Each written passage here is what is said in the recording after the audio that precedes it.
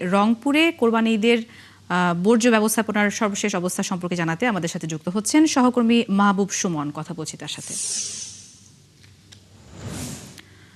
সুমন, শহরে বর্জ্য অপসারণের এখন কি অবস্থা জানাবেন এবং নগরবাসী কি বলছেন, সিটি কর্পোরেশন কেমন ভূমিকা পালন করছে, সব মিলিয়ে সবার প্রতিক্রিয়া কি?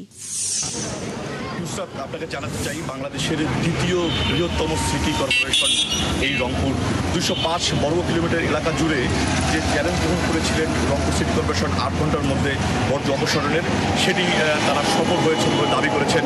আমরা সরাসরি আমাদের সাথে এখন যুক্ত হবেন রংপুর সিটি কর্পোরেশনের প্রশাসক অ্যাডভোকেট মাহফুজুল নবী ডন। আমরা তার কাছে জানতে চাইব যে কীভাবে এই মহা কর্মযজ্ঞ আপনারা সম্পন্ন করেছেন। জি, ধন্যবাদ। সকলে জানেন যে বাংলাদেশ সরকারের মাননীয় প্রধানমন্ত্রী তারেক রহমান এমপি মহোদয় কোরবানি ঈদে বহু আগেই আমাদেরকে এ সম্বন্ধে নির্দেশনা দিয়েছেন এবং আমরা পবিত্র ঈদুল আজহার পূর্বেই রংপুর সিটি কর্পোরেশন থেকে 5টি অঞ্চলে 33টি ওয়ার্ডকে 5টি অঞ্চলে ভাগ করে 1069 জনের একটি পরিচ্ছন্ন কর্মী বাহিনীকে প্রত্যেকটি অঞ্চলের প্রত্যেকটি রোডঘাট আমরা আমাদের সেই পরিচ্ছন্নতার ডিজাইনের মধ্যে নিয়ে এসেছিলাম এবং পবিত্র ঈদুল আজহার প্রথম দিনেই আমরা আমাদের প্রত্যেকটি অঞ্চলের প্রত্যেকটি রোডঘাট 8 ঘন্টার মধ্যেই আমরা সকল কোরবানির পশু বর্জ্যগুলো পরিষ্কার করতে আমরা সক্ষম হয়েছি।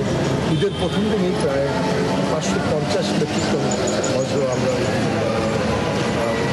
হয়েছিল এবং এর ধারাবাহিকতায় ঈদের দ্বিতীয় এবং আজকে সর্বশেষ তৃতীয় দিনেও আমাদের সকল পরিচ্ছন্ন কর্মী নগরীর পরিচ্ছন্নতায় কাজ করে যাচ্ছেন এবং আমরা রংপুর শহরে প্রত্যেকটি জায়গায় প্রত্যেকটি অলিগলিতে যে আমরা যেভাবে নির্দেশনা দিয়েছিলাম রংপুর নগরবাসীর সহায়তায় এবং আমাদের পরিচ্ছন্নতা কর্মী আমরা শুনছিলাম যে অত্যন্ত তারা বলছেন যে মনিটরিং করে ওনারা আজকে রংপুর নগরীর এই সাফল্য অর্জন করেছেন। এই ছিল আমার কাছে রংপুর থেকে সর্বশেষ নুসরাত। দর্শক, আমাদের সাথে যুক্ত ছিলেন সহকর্মী মাহবুব সুমন।